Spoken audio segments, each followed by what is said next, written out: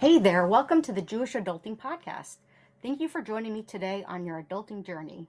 Before we get started, can you do me a quick favor? Can you hit the like and subscribe button on whatever platform you're listening to this? I promise it's not a lifetime commitment, but when you don't subscribe, it's kind of like coffee without caffeine. What are we even doing here? Or like latkes without applesauce? Are we even living our best life? When you subscribe, you not only give me warm, fuzzy feelings, but you're also helping me bring amazing guests who rely on subscriber counts to know whether joining me is a worthy endeavor. More subscribers mean more epic conversations for you. And hey, if you're feeling extra generous, you can also show your support by becoming a monthly supporter at buymeacoffee.com/Jewish Adulting. Whether it's $1, $5, $10, or even $20, every little bit helps make this podcast rolling. Of course, if you're sitting on a cool million or even looking to sponsor the show, reach out to me at jewishadulting@gmail.com. Also, I'm always looking out for engaging, thoughtful, passionate guests to join me. So if you want to nominate someone or want to come on the podcast yourself, reach out. Let's make a podcast shidduch. This is Rabbi Ben-Zion Schaefer of the Shmooze.com. Jewish adulting is about shining a light on parts of ourselves in order to do Avodas Hashem with all the tools and resources at our disposal. It is an honor and a privilege to have every day to further refine our character and grow closer to Hashem. Take advantage of these opportunities before it's too late. Hello, everybody. This is your host, Chadva Rose, with the Jewish Adulting Podcast. And today I have with me Rabbi Ariel Sadwin of the Aguda of, is it Aguda? So we have different names. Our English name is Agudath Israel of Maryland. Our Hebrew name is Ner Yisroel of Maryland. And the nickname is Aguda Maryland. Aguda Maryland. So why don't you tell us a little bit about yourself? Tell us kind of what led you to the Aguda and how you got involved and what became like your main mission, you know, through the years of being with the Aguda for the 17 years that you've been with them, right? Yeah, 17 years. And November 1st was our birthday, 17 years, 2007. So I come from Silver Spring, Maryland, and I was in Yeshiva of Ner Yisroel for many years. Was there from 10th grade to the end of high school, first 3 years of base medicine. I went to Eretz Yisrael for 2 years, and I came back. And I got married soon after, and I was in the Ner Yisroel Kollel for a whole bunch of years. I moved to Yeshiva Lane. I definitely saw myself on a trajectory of going into chinuch. I did not see government affairs at all in my crystal ball, if you will. But I come from a family of Eiskim and Tzarchei Tzibur. It's something that I saw in real time every day growing up. In my home, my parents, my mother, Zol Zion, and my father, L'Shalom, were involved in many, many aspects of the community, and not just the community and organizations, shul, schools, but it was individuals. It was helping people, just being there for people. There's countless episodes that I recall very clearly from my youth, seeing the sensitivity, care, concern that they were showing for people in many different manners, whether it was achlasarchem or just people with needs that would come over and talk to my mother, or my father would go over to somebody in shul or something, and then I'd hear about some kind of a thing that happened or a story that happened as a result of that interaction. So it was something that I feel is truly in my DNA, and coupled with the achrayus that comes with that, the responsibility, the feeling of responsibility. So while in yeshiva, especially in living on Yeshiva Lane and already being a more senior member, no longer bacher, but as a kollel, younger man as they call it, I was often tasked or asked to get involved with one project or another, and I saw that I had that was a possibility for a future career option while I was taking interviews and provas and classroom experience, which I had been pursuing. I was also being asked to get involved in various projects. And I spearheaded a Chinuch Atzmai campaign, from the annual campaign that the yeshiva was running. I had taken it over for a few years and had some, newfound success, breathing life into that campaign. and my name started circulating with, when people are looking for, a position that somebody who is in Kollel, somebody who is leading that type of a life, but yet has capabilities and potential outside of just the more traditional, classroom or rabbanus type of a position. And the Aguda at around that time, one of your last interviews, Rabbi Ariel Kalish was the person who several years earlier had started together with some others at the Aguda establishing a nationwide network of government affairs offices. And Maryland, Baltimore specifically, was very, very ripe for such a pursuit. It's in Aguda town. You have the Aguda shuls, a couple of Aguda shuls. You had Rabbi Herman Naftali Neuberger from Ner Yisroel, who was an internationally acclaimed askan, aside from his leadership of Yeshivas Ner Yisroel, and he had passed away a little bit before.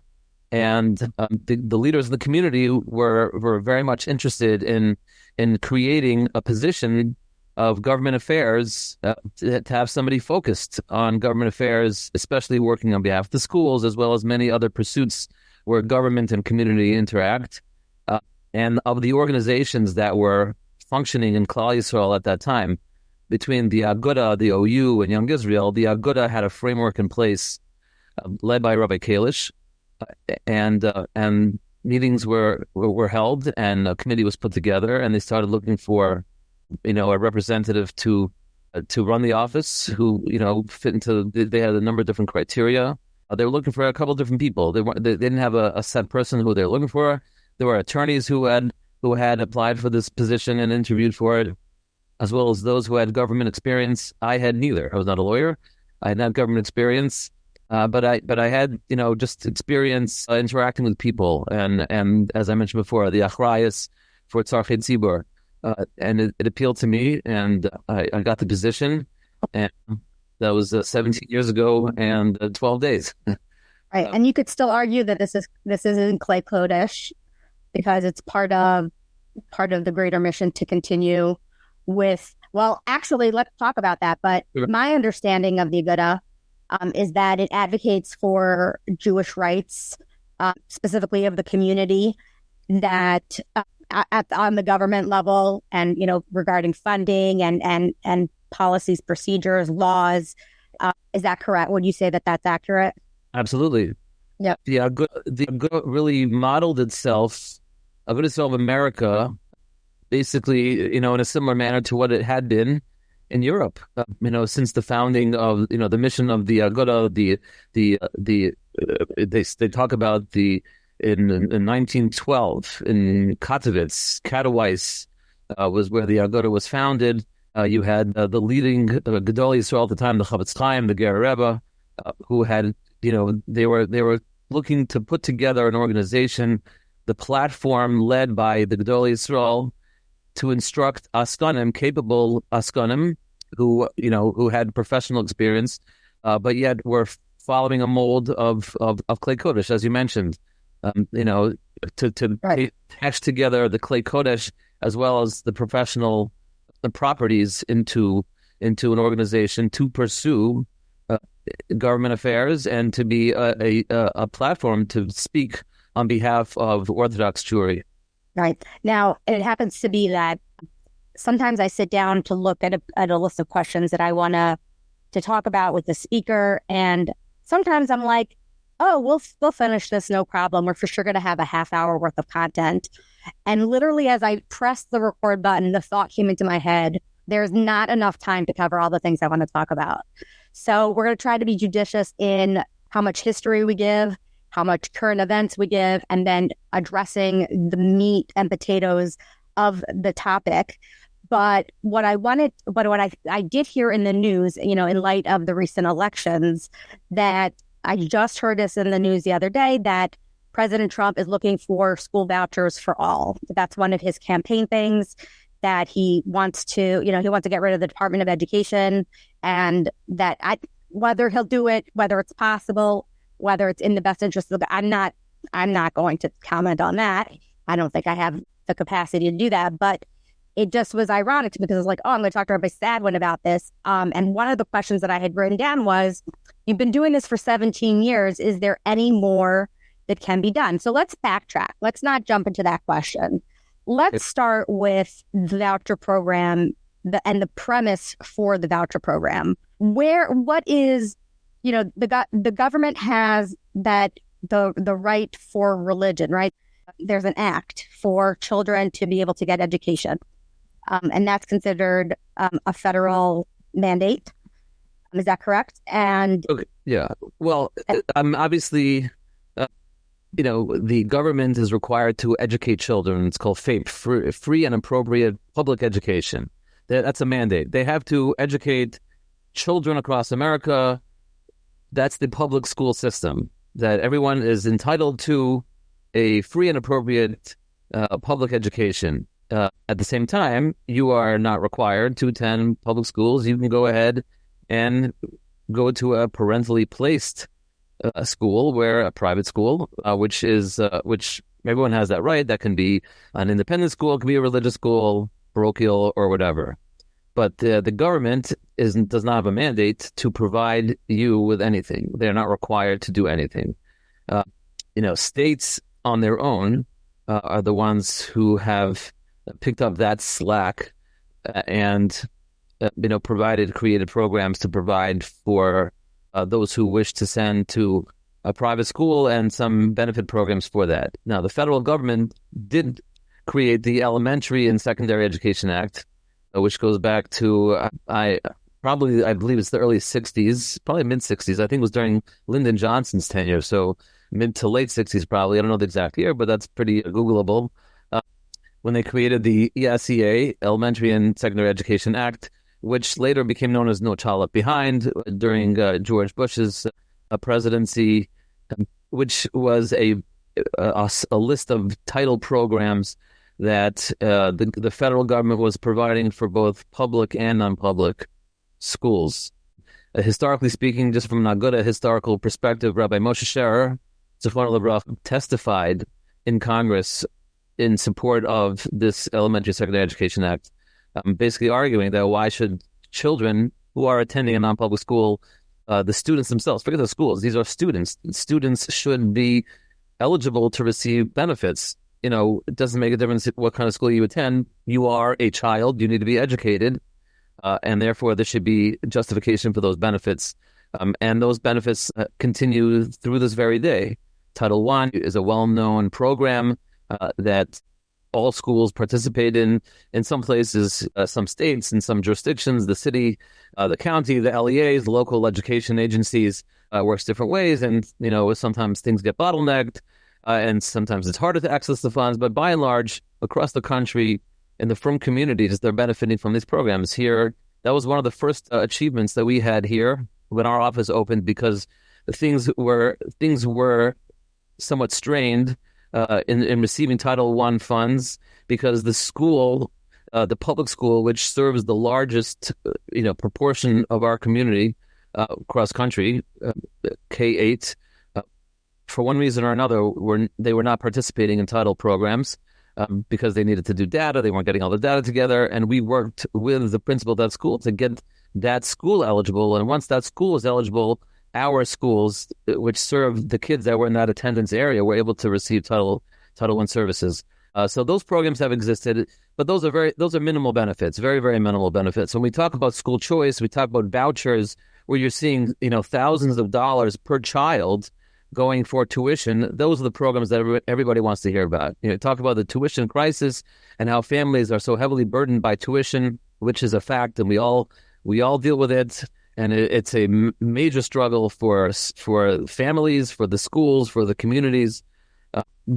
We in Maryland, as we'll talk about, I'm sure, we have a program here which does address that to an extent, but to a much larger extent, there are these programs in other states, which it's a direct voucher program or a scholarship tax credit program, which turns into almost like what is a voucher.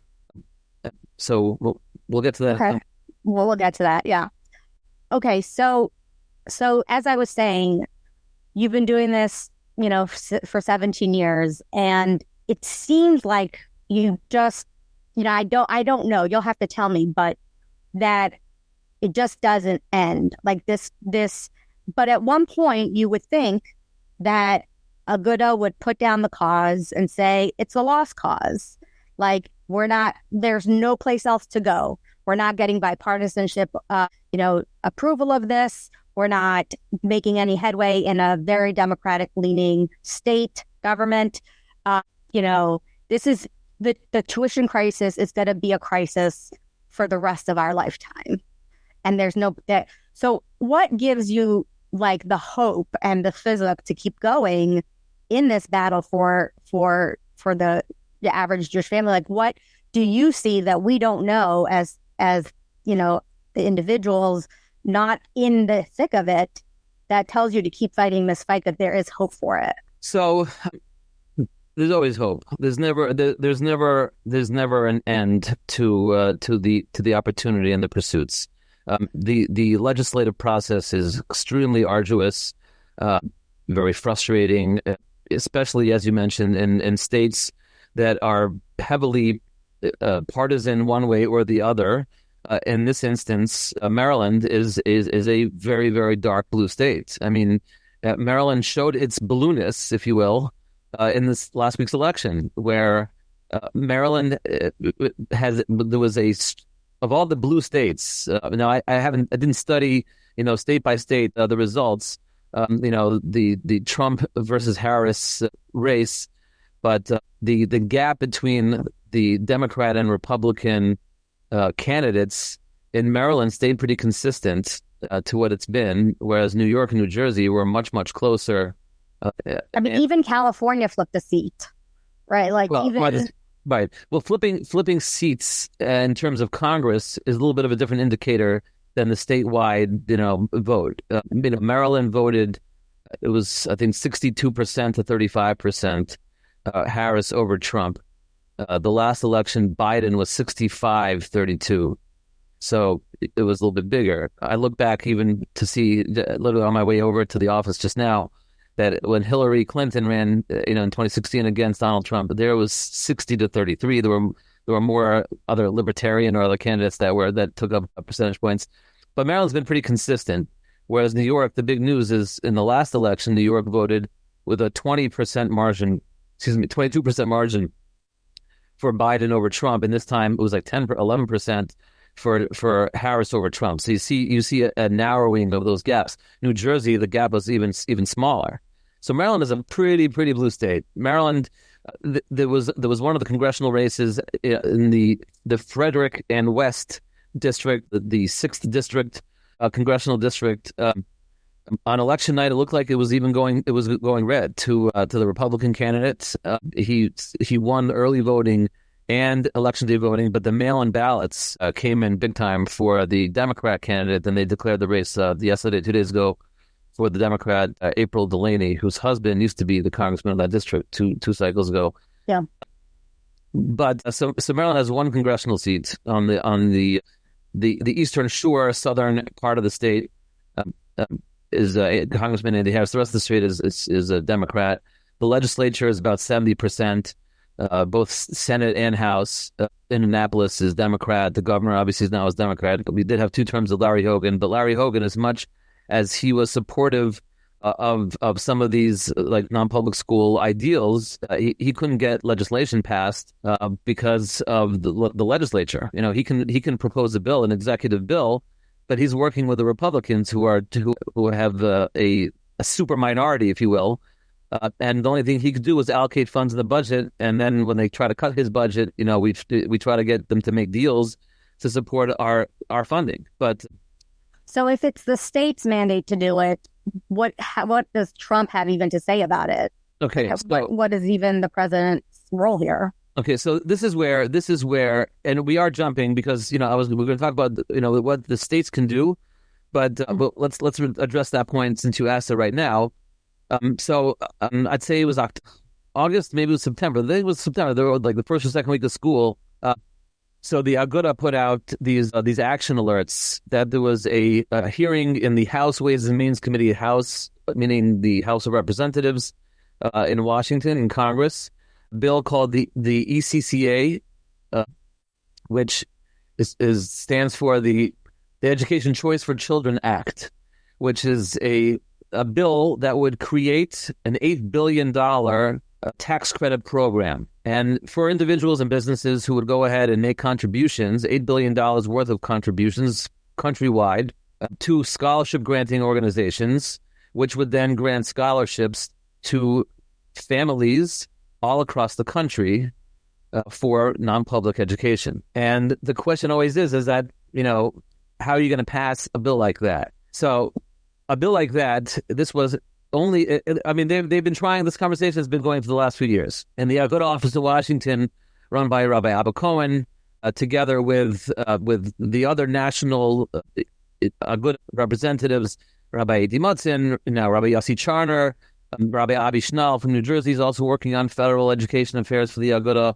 So they've been working on this bill very closely with the sponsors. And this is a bill that if it passes, and passing means House, it means Senate and the president, right? It's got to pass both the House and the Senate, and then the president has to sign it as opposed to veto it. So when you have an opportunity like this, like we just had in the election as a result of the election, where the House hasn't officially been declared yet in Republican hands, but that's where it seems like it's headed. The Senate obviously has a several seat margin for the Republicans, and then the president himself would obviously sign it. He's been supportive of these measures in conversation in the past. The opportunity is the greatest now than ever before to pass a national federal education voucher program for non-public schools. Donald Trump's first term, the first 2 years, he also had full Republican control, but they were not aligned and united on an initiative like this. This one has a lot more support. They had enough time to work on it since he left office, or since they lost the majority in the midterms of his first presidential term. So the optimism is really there. So the Aguda was pushing this initiative in the House, and it passed the House committee.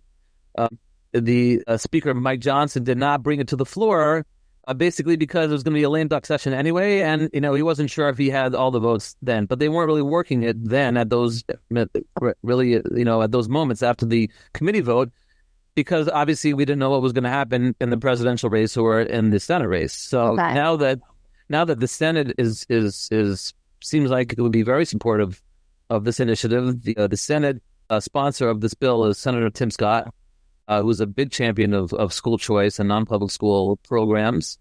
And then whatever Donald Trump has in mind, we'd assume that he would be on board. I don't know if this was discussed, in any of the policy conversations, not that I've heard, but here's a plan and a program which, the work has been done. I mean, they have, the white papers and all the explanations on what this proposal would be. And this could impact every single state. So even if you're in the bluest of states, if this program passes, it's something that Maryland could not prevent. Meaning, even though there have been conversations in Maryland that they would want to try to prevent in Trump's first term, there were conversations that they would try to prevent a national school choice initiative from coming to Maryland. But the way this one is drafted, the Maryland could not prevent this from benefiting Maryland households. Right. So I think that, correct me if I'm wrong, that I would say I'm just saying Baltimore City, but this could apply to many different people.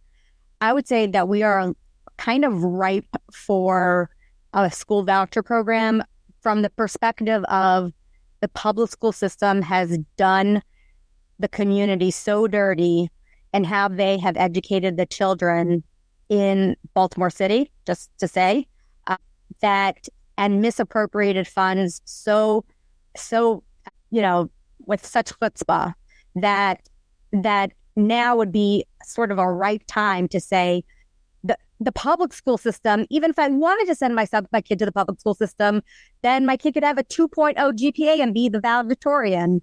And we all know that part of the No Child Left Behind Act is that there are standards, that there are measurements, that you have to hold the school up to a set of, of goals and skills that the child needs to have to make sure that they can be successful. And right now, Baltimore City, I won't talk about any other counties because I'm not there, are just proving that it doesn't work. The public school system isn't working.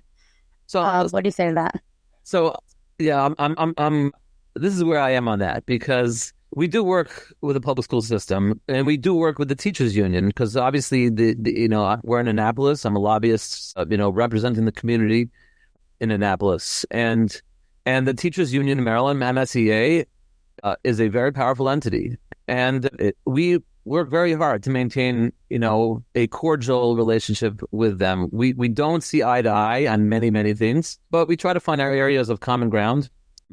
I am the chair of Maryland's non-public school coalition. So there's one coalition that represents all the private schools in Maryland. It's called Maryland CABE. CABE is a national organization in Washington that represents, the private schools on the federal level, and they have 40 state affiliates. And Maryland's state affiliates called Maryland CABE. I have been the president, for the last 12 years or so, and I share those responsibilities with a fellow named Garrett O'Day, who is the deputy director of the Maryland Catholic Conference. So the Catholic schools, the archdiocesan schools in Maryland, they are far and away the largest non-public school group. They have about 50,000 students, whereas the Jewish day schools are about 10,000, 11,000. So they are the largest, and we work together in tandem on all issues on behalf of non-public schools. And so we truthfully, we try not to focus on the negativity. Obviously, over the last couple of years, there's been some very negative reports about what's been going on in Baltimore City specifically, and in other parts of the state in the public school system. We try to talk positive and say that the public schools, they are what they are, and the reason why we send our kids to Jewish day schools is not because the schools are failing, and as much as this is how we believe is the best way to educate our children. In other parts of the state where they may have better public schools, if we had a Jewish day school in those areas, then we would still be sending to Jewish day schools. We have a very large section of the state where I was born and raised, called Silver Spring, Montgomery County. Montgomery County has its reputation as educating the public school children there is significantly better than that in Baltimore City.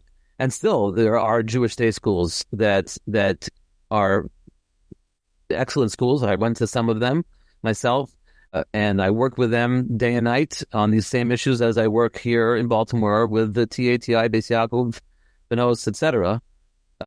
And the merits are what they are. That parents have the right to educate their child in the environment and that is most conducive for their child's growth. And in a faith community such as ours, even if we had the greatest public schools on our doorsteps, that wouldn't change. We still would be right. Be sent. And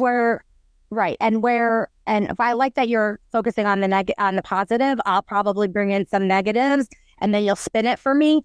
But I do think that one of the places that possibly the private schools, specifically the religious schools, might be falling short is I have anecdotally, I don't have data about how many children who have special needs have to go out to a public school to get their needs met through an IEP because the private schools don't have the resources or the ability to handle that. How does it get Aguda working on that, or not working on that, or what's your thoughts on that? So, special education is a very, very, very challenging topic. It's very broad. It's a very broad topic because there are so many different types of special education needs that it is a big challenge. In Maryland, as well as in every other community across the country, we have resource rooms in our schools which try to deal with some of the learning challenges and disabilities that are a little bit more, easier, so to speak, to manage, where a tutor, a shadow, pulling the child out for some remedial education is helpful and provides them what they need. But sometimes you need something with a much more extensive and involved approach. And the resource room is paid for by the parents. Resource room is paid for by parents for the most part, fundraising and whatever else. There are in Baltimore and Maryland, we have had over the years a partnership with the State Department of Education called the Penn Project, where funds and services have been allocated to a number of the local Jewish day schools that provide them with some of the special education resources that are in play. And we have, Baruch Hashem, the Jewel School over the last number of years has really stepped in to fill a major need in our community, and they are dealing with many children in their own facility, as well as satellite classes that they have, special ed classes in a number of our schools where they have placed classes in those schools. So children with special needs that need the more extensive and intense special education curriculum are able to have that. Is that a different funding pool? What's that? Is that a different funding pool? The Penn Project is a state provided funding allocation that's been going on for about 20 years. Started even before I did. We worked with it, with those who are running that program at the state level for many years, and it's something that's been maintained and is providing very important resources, but it's limited, and ultimately. It's been very hard to get the state of Maryland to allocate more money. When we look at advocacy and pursuing state funding for our schools, it's all about the dollar amount that we're able to bring in. Meaning, there's so many needs, and there are so few dollars that are going into it. Whatever we can get and add to whatever the program is, even if it's a couple of $1 million. That's helping a school for its medical needs, school nurses or security funds. Of course, we wish we could go ahead and allocate that towards tuition, because tuition is the big item, as you mentioned earlier, which is really crippling so many families and so much of the community. But there's a limit as to what the state is willing to allocate, and then there's a limit to what the amounts are that they're willing to allocate to certain programs. So that's all part of the challenge in the advocacy, because we don't have a partner at the government level that sees things the same way as we do. And we can ask from today till tomorrow, we can prove that there's a need. And even if we have a sympathetic ear, there is so much fighting against our pursuits. When I mentioned the teachers' unions, they are putting out their messaging, with lots of resources behind them, because they have hundreds of thousands of members and seemingly endless resources on their pursuits. And they're not just advocating for better and more services for public schools and public school kids. It's take the money that you're allocating to private schools and give it to the public schools. So even though their budgets are billions of dollars, and the amount of money that we have coming to private schools is 20-something million, over the entire state, they're saying, we need that 20 million. Let's give our janitors a raise. Why do kids in private schools deserve that money? Which, if they would actually, listen to themselves as they say their arguments, if they would actually, do you realize what you're saying? These are children in the state. These are tax-paying families. Are they not worthy of some benefit from their tax dollars?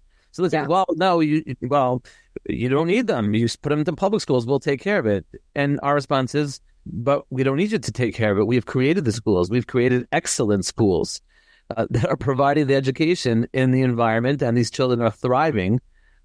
What is wrong with providing them with some assistance in achieving that goal to even a small extent? And that's the battle that we have.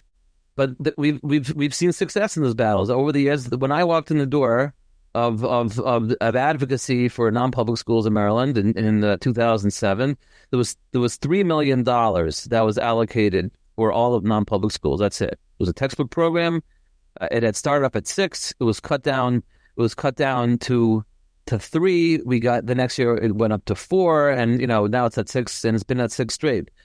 But there's other programs as well, and all together we have it's about it's been fluctuating the last couple of years. It's about $20 to $25 million, which is going to non-public schools now, which is obviously a big increase for where things started.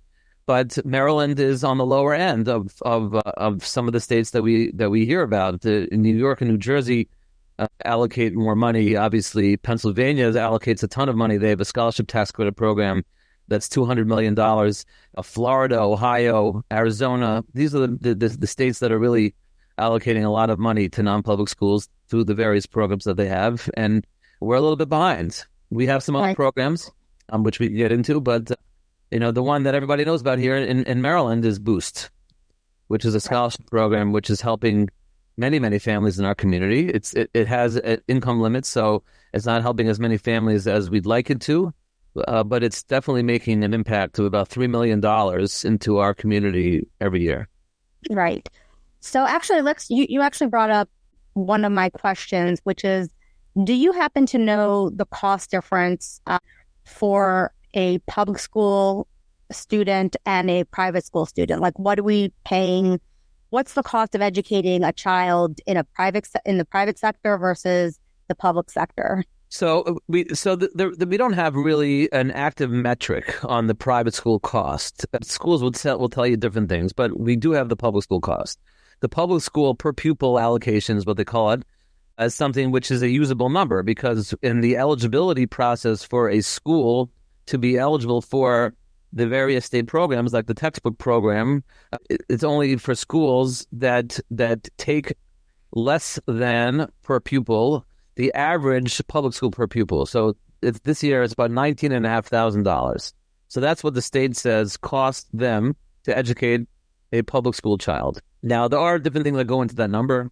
And some people say that, the numbers are accurate. Yes, more, no, less, whatever. You'll talk to any school in our community. There's no school that charges, not no school, but the let's say the median level of tuition for, let's say, an 8th grader, 7th grader in Maryland, in Baltimore, or the Jewish day schools just in our community, is less than that. Now, the schools may tell you it's because we are already, putting into that cheshbon the fact that we are fundraising to make it affordable, but really it costs us $20,000. So, but that number is that's not really a real number that is used, widely. Basically, our schools are operating, in the best way they can. They're trying to make it as affordable as they can, even though tuition is so high. But they have salaries to pay. The dedicated teachers. All we hear about is how teachers are underpaid, rabbeim are underpaid, administrators are underpaid. There's no question that the public schools are paying more money for their teachers than the private schools are, and it makes it very difficult because you want to have the best teachers, but how do you pay for teachers? The fundraising, the schools need to maintain their facilities. And all these other things go into those calculations, and it makes it very difficult to operate a school, especially in our community. And some other communities, schools are owned by people. Our schools are basically run and owned and maintained by the community. There isn't somebody who's sitting behind the desk there raking it in because they run a school. The schools are trying to pass along, when there's a benefit that they get from a grant or from this or that or the other. They try to pass it along as best as they can to the parents, the tuition payers. It's something, some parents, are frustrated with the way that the schools go after tuition dollars, but that's what they have to do. And, there's no right or wrong in that, because, the parents struggle, the schools struggle, and whenever there is an eitzah or a solution to try to ease any of those burdens, it's critical that those pursuits are followed to see what can be done to help out, even if it's ideas that come out of the box. I mean, this is something that Baltimore recently advertised, and there was articles about this, and a number of the schools participated in this thing called the Baltimore Tuition Initiative. Are you familiar with that? I am, but not all of our listeners are from Baltimore. So can you speak about that initiative? Yeah. So individuals and organizations are trying to tackle this, with a lot of creativity and ingenuity, to try to come up with ways that outside of government, right? As much as we can get from government, and that's where we come in. This is our pursuit is government. The Aguda and other organizations, the OU, are involved in government pursuit, trying to get as much funding as is available for non-public schools, coming up with creative ideas on how to do that as well, beyond just the voucher and tax credit model. But over the last number of years, even though there's been somewhat of a downturn in some of the business industries where the frum community has been active, but in totality over the last number of years, there's been a lot of affluence and philanthropy within the ranks of the American Orthodox Jewish community.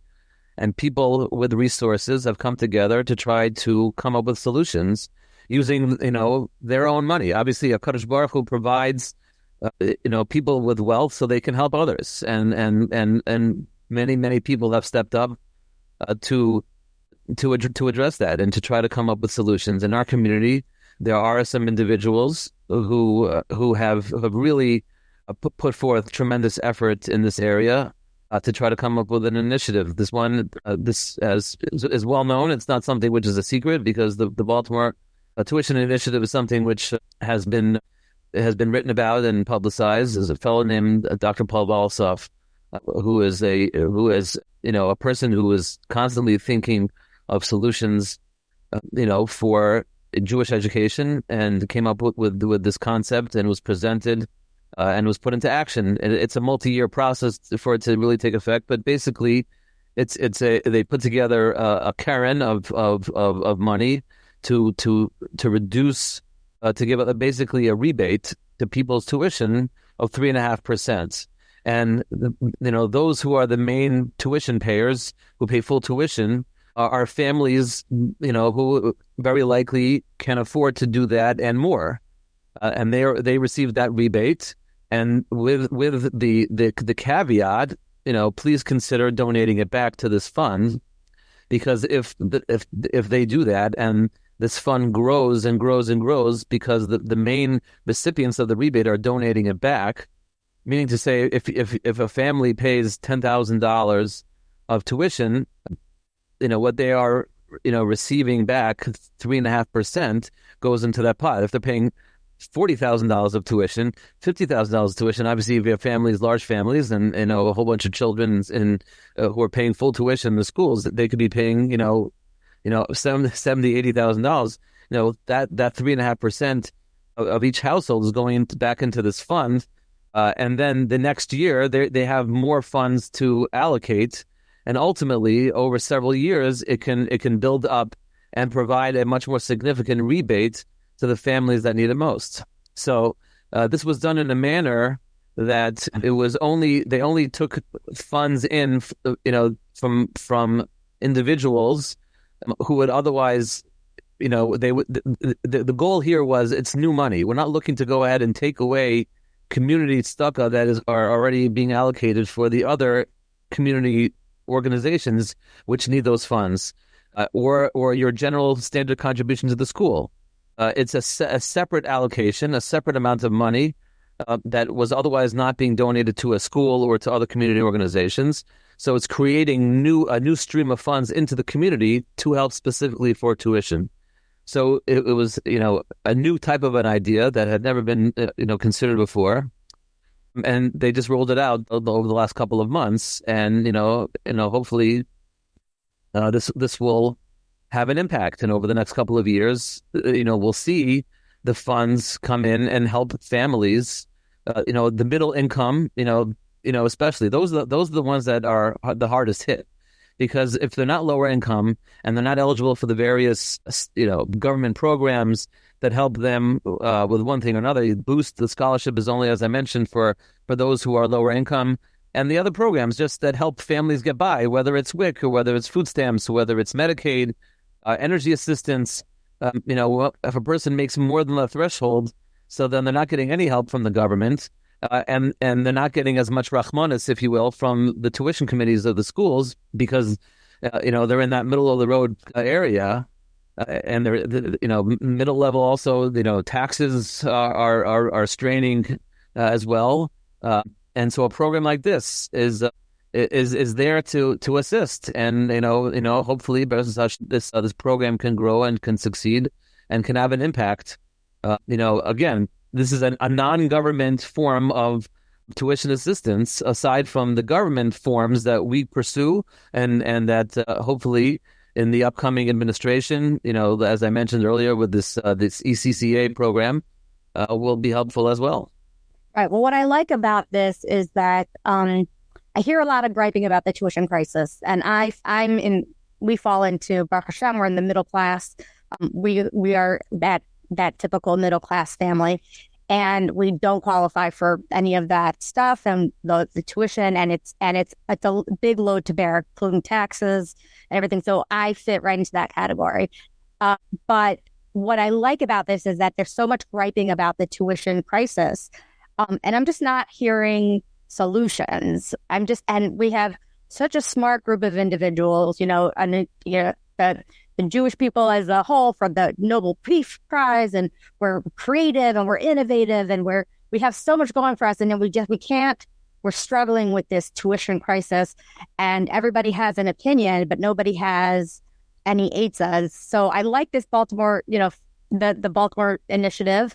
I hope that it's successfully that people give back to the fund, and that you're able to, increase the pot and help in more significant ways to those that need it. So, yashikach for that. I'm curious if there's any group of people within the community who are against these kinds of initiatives, including the voucher program. Is there do you have any obstacles within the community for people to say, no, the government shouldn't be paying for this? This is not the right, you guys are barking up the wrong tree. And, do you hear any of that? Is that a thing? Yes, it definitely is. It's quieter than it was. Going back, in the earlier years of my tenure pursuing, these initiatives, there were less of these programs out there, and therefore there were more naysayers saying it's unconstitutional. How could you go ahead and take government funds, which is state, and provide them for religious education, which is church, the violation of the separation of church and state and all that kind of stuff. But these programs have all been challenged and upheld across the country in courts on all levels. There've been several Supreme Court decisions which have addressed these issues head on, and so the people who go ahead and say that it's unconstitutional, that's been really muted for the most part. You have people who have said, why would we want to have government aid go to Jewish education, because then you have government aid going to other faiths' education, and we don't want that to happen because we don't want children from other faiths being educated with our tax dollars. Those voices have been much more quiet. I haven't heard that in a long time. That definitely was an argument back in the day. I'll tell you that early on in my career, we used to bring groups, delegations down to Annapolis, and we'd meet with the governor and the Speaker of the House, of the State House, and the Senate President. And they would ask us, you guys are the Orthodox. Why are we just hearing from you about these? Isn't there a whole non-Orthodox Jewish community out there? How come they don't come? Aren't they influential and powerful? And the answer was, yeah, of course. You have the Jewish federations. You have the Associated in Baltimore. You have the Jewish Federation of Greater Washington in Montgomery County, Rockville area.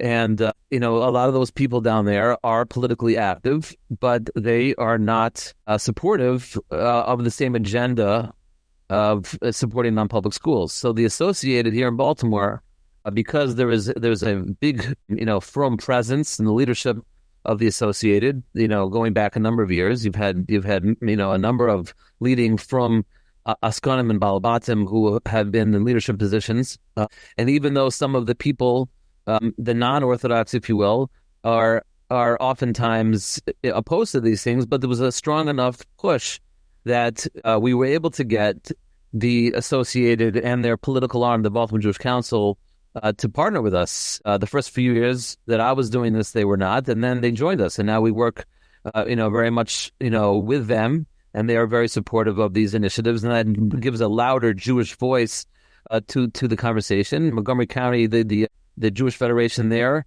was a little bit slower to be supportive, and even to this day, they're not as supportive. They're not an obstacle, but they're not as supportive and as vocal in pursuing these.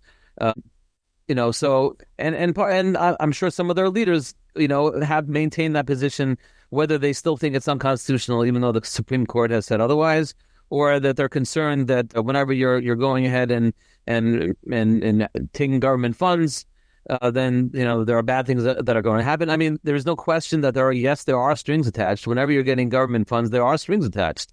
We have to sign these various assurances. Some of them have been onerous, and we've had to navigate very, very carefully on what we're committing to when we sign up for these programs. But we've Baruch Hashem been able to find ways to get through that process, to navigate some of the challenges, and in consultation with the rabbinic leadership of our community. The mandate is to continue to pursue these programs and to navigate the challenges, and when strings are attached, to try to work within them, because of the need that our community has and the benefits that they provide. Right. So I want to respect your time. We're well past the time that I wanted to end with you, but it's just such an interesting conversation. Let me end with I guess a call to action or a question, a more practical question, which is, what can the average person do besides sit back and say, Rabbi Sadwin got this? What besides let me contribute to the Baltimore, tuition fund, what is there that we can do, if anything, towards, the advocacy or the support of any of these measures, or even coming up with other ways to ease the burden on the tuition? What would you say is the call to action for the people listening? So the call to action is, the grassroots advocacy and the like. I mean, it's effective. There's no question that it's effective. When people receive the action alerts, the emails and the phone calls or whatever that the schools send around, whenever there's a legislative alert, whether it's in Annapolis during the state legislative session, or if it's something going on in Washington, our community is very responsive, and they should continue to be responsive. And they should, when they're asked to make phone calls, they should make those phone calls. I'll tell you that this ECCA we were talking about, this federal tax credit proposal that just came up in Congress, 2 months ago, and like I mentioned, now with going into the new Congress in January, will hopefully really pick up steam. People ask me here, you're asking us to reach out to our members of Congress here in Baltimore. Our members of Congress here are Democrat. They're not supportive of this initiative. So, the Congress members who are supporting, this proposal, the sponsors of the bill, those who are voting for this bill, are all in, red areas and states that have, Republican members. Why are we doing this here? So my response to that was that it's important that our Congress members know where we are, even if they aren't supportive of it. And some of them would be more supportive of it, but because of the partisan divide, they can't. They don't want to get in trouble with their caucuses, with the leaders in their party, if they support something which only has Republican support. We do talk to them about it. I maintain very, very close ties with our congressional delegation, even though I know they're not going to support it. But I still instruct everyone, you got to fill this out and let our Congress members see that thousands of their constituents are very passionate about this issue, and they want this issue, and they want you as their representative to support this issue. And then even if they vote against it, it hurts them. They feel it. They feel that I know that I'm going against thousands of my constituents who voted for me and support me. And maybe one day, if the partisan divide lessens a little bit, and there is a room for a moderate Democrat to support an initiative that the Republicans are promoting, that would be a wonderful thing, and hopefully that is something that we'll be able to do. And as you may have read, that before the elections, the primaries and the elections, each cycle we have We have candidates come and meet with the Rabbanim and the school presidents and the heads of organizations. So we have a forum for the candidates to come, and they meet and they speak and they take questions and whatever. And the county executive, Johnny Olszewski, who ran and was elected just now to the 2nd Maryland Congressional District, Congressman Dutch Rupersberger is retiring at the end of the year, and he's going from county executive to member of Congress. And we spoke there how he used to be a delegate from one of the districts in the county in the Dundalk area where he's from, and he was on the Ways and Means Committee my first session in 2007, 2008. And he was not at all supportive. And we used to talk, and we'd have our arguments. He's a public school guy, public school teacher.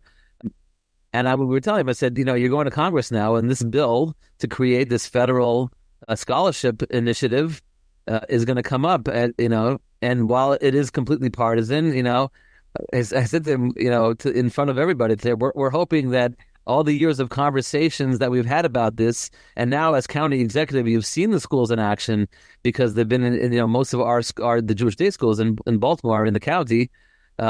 You'll have a little bit of a softer approach to an issue which is very partisan, and that is our hope. So when people are asked and notified of these legislative initiatives, these action alerts, please do what you can. Please respond. And when there's an event or an opportunity to engage and reach out to the elected officials to voice, your opinion on these programs which are so vital to our community, please take a stand and be supportive of them and request the support of your elected officials.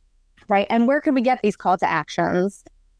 So usually, the most effective communication tool on the education front is through the schools. So I send my emails to the schools, and the schools send out those action alerts. So anyone who receives the school emails where their children attend, obviously there is a large segment of our community who is already past having children in school. So we also send things through the shuls. We send things out we post them on the various communication mediums in the community, print and online. Okay. And they obviously they can always send, go onto our website, which is agudamd.org. And they can sign up for alerts that they'll be within our system, and they can receive alerts of things going on, from our perspective, which includes these action alerts and other items going on. And that way they can be engaged and help the Kollel to discover and develop solutions that are beneficial to the community. Wonderful. So thank you so much. I'm not really anybody important, but I want to give you a bracha for the amount of community service that you're providing for those of us from all different walks of life who want to make a Jewish education important and also be able to afford our groceries. So from those of us who do that, you should continue to have atzlacha and bracha and mazel, and that you should, hopefully this next, now that the Republicans are controlling the House and the Senate and the White House, perhaps this will be the time that the tide is finally turned. But it's all the Yad Hashem anyway. Yes, so amen. To do our shtadlus. Amen. Thank you for that. Thank you for what you're doing through this podcast, and for that excellent paper that you wrote all these years ago on school choice. That's right. I only ask people who help me write papers onto my podcast. So I'm running out of people because Rabbi Kalish helped me write my graduation speech. And then I'm going to go through the Cincinnati Kollel and call every single one of the people from the Cincinnati Kollel and hope that one of them are doing something special and fun that they could come to the podcast. But yes, thank you so much for your time, and I hope you have a good night. You too. Thanks so much. Take care. Views expressed by me, your host, and my delightful guest are not necessarily reflective of each other's views, ideas, or life choices. Sometimes we're on the same page, and other times we're not.